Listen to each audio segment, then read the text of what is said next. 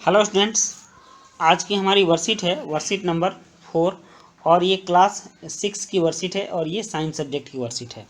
और इस वर्कशीट में हम लोग पीछे भी इसकी कुछ श्रृंखलाओं को पढ़ा है। भोजन के घटक के बारे में पीछे के 2-3 वर्कशीट से पढ़ते आ रहे हैं। आप लोग उन सभी वर्कशीट को देख लेंगे तो आपको समझ में आएगा कि पढ़ाई कहाँ से चली थी और अभी कहाँ पहुँची है। तो पीछे के वर्कशीट में हमने बहुत सारे भोजन के घटक के बारे में जाना है और आज हम लोग प्रोटीन के बारे में जानेंगे। ठीक, हम लोग कार्बोहाइड्रेट, विटामिन ये सब पढ़ चुके हैं। अब आज प्रोटीन के बारे में जानना है। तो कह रहा है कि बच्चों, पिछले कार्यपत्रक में आपने कार्बोहाइड्रेट और उसके परीक्षण के बारे में पढ़ा था। कार्बोहाइड्रेट किस भोजन में है और किस में नहीं है, उसकी जांच कैसे की जाती है, उसको हम लोगों ने पिछले वर्कशीट में पढ़ा था।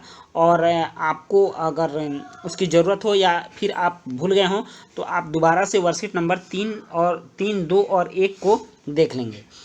अब इस कार्यपत्रक में आप प्रोटीन के बारे में जानेंगे।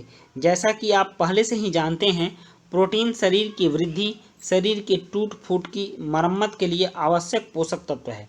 मतलब कि शरीर जो बढ़ता है तो वो प्रोटीन से ही एनर्जी लेकर के बढ़ता है, और जब शरीर में कोई टूट फूट या कट फट होता है तो प्रोटीन से ही पूरा होता है। क्या आपको कुछ खाद्य पदार्थों के नाम याद हैं जिनमें प्रोटीन होता है? हमेशा बच्चों से कहा जाता है कि प्रोटीन युक्त भोजन करना चाहिए जिससे कि वृद्धि सही हो और शरीर के टूट फूट और कोशिकाओं का निर्माण भी सही ढंग से हो। तो कह रहा है कि आपको कुछ खाद्य पदार्थों के नाम याद हैं जिनसे प्रोटीन होता है। तो आप यहाँ देख लीजिए, यहाँ पालक दिया हुआ है। तो पालक में लोहा होता है। और करना ये है कि आइए नीचे दिखाए गए चित्रों से प्रोटीन के स्रोतों की पहचान करने की कोशिश करें। जो खाद्य पदार्थ प्रोटीन के स्रोत हैं उनके चित्र पर सही का चिन्ह लगाएंगे। तो आप देख लो, ये मूंगफली प्रोटीन का स्रोत है, अंडा प्रोटीन का स्रोत है, यहाँ पनीर रखा हुआ है, ये भी प्रोटीन का स्रोत है, और यहाँ कुछ अनाज है, ये भी प्रोटीन का स्रोत है। पालक में प्रोटीन नहीं होता, इसमें लोहा मिलता है, और इसमें भी कुछ अलग ही खाद्य पदार्थ मिलता है, इसलिए इस दोनों को छोड़ करके बाकी सबको हम लगा देंगे। प्रोटीन क्या, हाँ, तो अब कह रहा है प्रोटीन का स्रोत और कौन कौन सा है। तो यहाँ हम देख लेते हैं।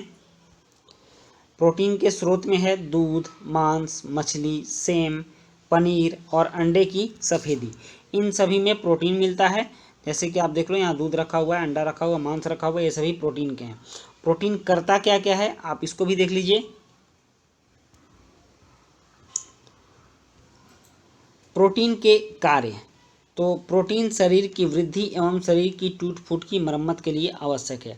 आपने देखा होगा कि कोई बच्चा काफ़ी हृष्ट पुष्ट है और कोई बच्चा काफ़ी लीन एंड थिन होता है, मतलब पतला दुबला होता है, और शरीर से भी नाटे कद का होता है।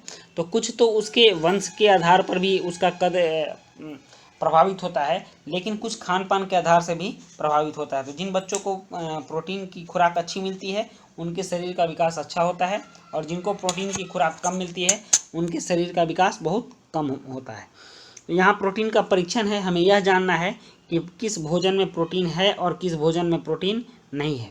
तो इसके लिए आप परख नली में थोड़ी मात्रा में खाद्य पदार्थ लेंगे। आप परख नली जानते हैं ना, परख नली शीशे की ऐसी नली होती है जो पारदर्शी होती है और उस पर कुछ चिन्ह बनाए गए रहते हैं। ठीक, तो इसमें हमको खाद्य पदार्थ की, देखिए आप इस तरह की एक परख नली ले लें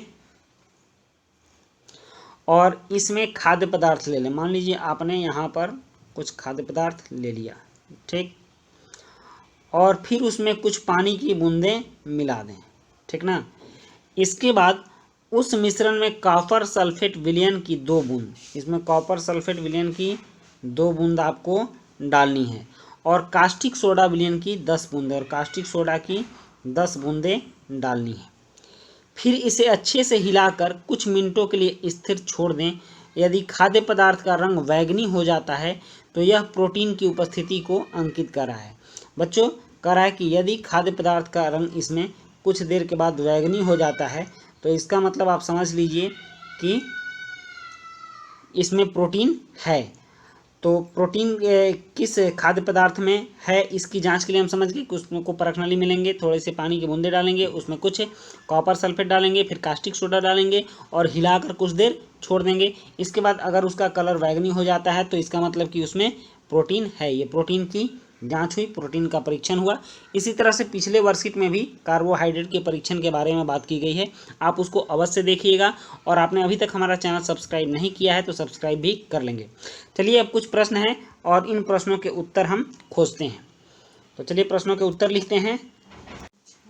इसमें पहला प्रश्न है, प्रोटीन की अधिकता वाले 2 भोज्य पदार्थों के नाम लिखिए। तो इसका उत्तर है, प्रोटीन की अधिकता वाले 2 भोज्य पदार्थ हैं मूंगफली और अंडा। नेक्स्ट है प्रश्न 2, प्रोटीन के 2 स्रोतों के नाम लिखिए। तो इसका उत्तर है, प्रोटीन के 2 स्रोत हैं मांस और पनीर। और तीसरा प्रश्न है बच्चों, प्रोटीन की जांच के लिए आवश्यक रासायनिक पदार्थ क्या हैं। इसका उत्तर है, प्रोटीन की जांच के लिए आवश्यक रासायनिक पदार्थ हैं कॉपर सल्फेट विलयन और कास्टिक सोडा विलयन। नेक्स्ट उसके बाद चौथा प्रश्न है, प्रोटीन का सेवन अनुचित मात्रा में करने पर हमारे शारीरिक तंत्र में क्या होगा। इसका उत्तर है, प्रोटीन का सेवन अनुचित मात्रा में करने पर हमारे शरीर की वृद्धि सही नहीं होगी। उसके बाद पांचवा प्रश्न है, यदि आप प्रतिदिन मांस और अंडे की सफेदी खाते हैं तो क्या आपको इन भोज्य पदार्थों से अन्य पोषक तत्व प्राप्त होंगे। तो इसका उत्तर है हाँ, यदि हम प्रतिदिन मांस और अंडे की सफेदी खाते हैं तो हमें प्रोटीन के अलावा अन्य पोषक तत्व भी प्राप्त होंगे। तो बच्चों इस तरह से आपकी ये वर्कशीट कंप्लीट हुई और मिलते हैं हम नेक्स्ट वर्कशीट में। तब तक के लिए गुड बाय।